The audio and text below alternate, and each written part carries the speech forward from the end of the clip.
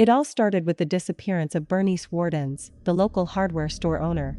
She had gone missing on November 16, 1957, and the last receipt found in her shop was made out to Ed Gein for a gallon of antifreeze. It didn't take long for the police to pay Ed Gein a visit. When the officers arrived at Gein's farmhouse, they found something straight out of a nightmare. At first glance, the house looked like any rundown farm, but inside, it was a different story. The place was dark, filthy, and smelled of decay, but nothing could prepare them for what they found next. Hanging from the ceiling, gutted like an animal, was the body of Bernice Wardens.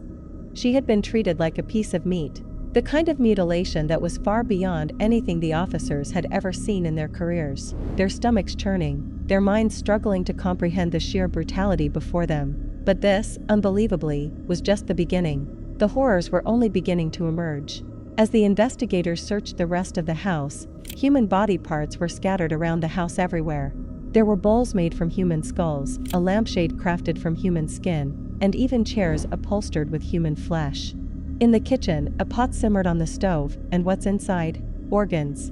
Human organs, but perhaps the most terrifying discovery of all was a mask, made of human skin. This was no ordinary crime scene. What the police had stumbled upon was the grotesque work of a man obsessed with death.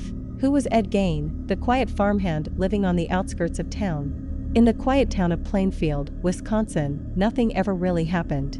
It was the kind of place where everybody knew each other, where doors were left unlocked, and life was as simple as it got. No one could have guessed what kind of horrors were about to be uncovered. Ed Gein lived on a farm outside of town after his mother passed away.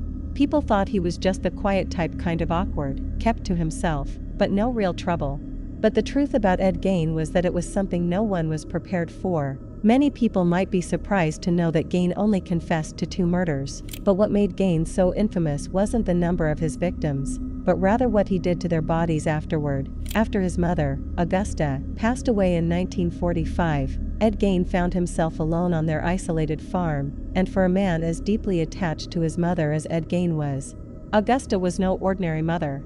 She was strict, overbearing, and preached endlessly about the dangers of women and the sinful nature of the world. In her eyes, women aside from herself were the root of all evil. He listened, soaking in every word. When she died, it was as if the center of Gein's world crumbled. So, in his grief, Ed Gein turned to a hobby that no one could have imagined. In the dead of night, while the town slept peacefully, Gein would slip away to the local graveyards. Armed with nothing more than a shovel and his growing obsession, he dug up the freshly buried dead. He wasn't digging up bodies for the thrill of it or even for the sake of death itself. Ed Gein had a dark, twisted plan. He wanted to create what he called a woman suit. He was stitching together pieces of human skin to wear, to become like his mother. When Ed finally confessed to the authorities, this shocking revelation shocked the community and the media.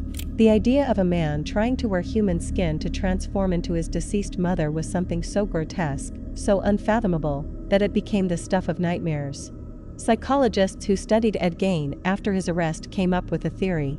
Ed Gein's mind had twisted into madness after her mother's death. He had lived under her shadow for so long that when she was gone, he simply didn't know how to exist without her. His loneliness, his isolation, and his intense obsession with his mother's teachings combined to create the perfect storm for this awful behavior. Ed Gein wasn't just trying to bring his mother back, he was trying to become like her, which resulted in one of the most disturbing and bizarre crime stories in history. But why does someone like Ed Gein go unnoticed for so long? That's the terrifying part. Gein was quiet, polite, and almost invisible to the people in his town. No one suspected that the strange man living on the farm was a grave robber and murderer.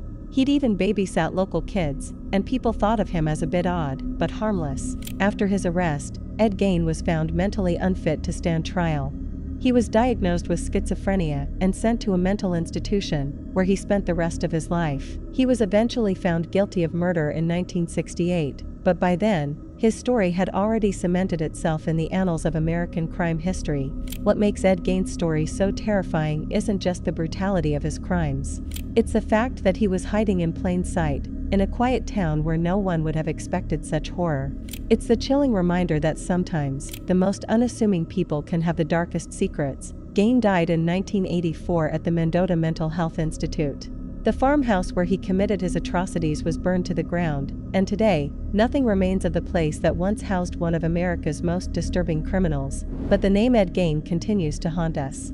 His story taps into a primal fear, the fear that someone, somewhere, could be living a double life so twisted that it defies imagination.